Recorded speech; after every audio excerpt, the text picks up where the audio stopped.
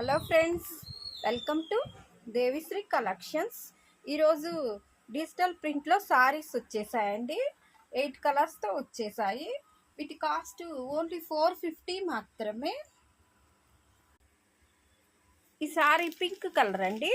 ఇలా డిజిటల్ ప్రింట్లో సారీ అంతా ఇలా వచ్చింది. ఇది పళ్ళు పార్ట్, ఇది బ్లౌజ్ అండి. ఇలా స్మాల్ డిజైన్తో వచ్చేసింది.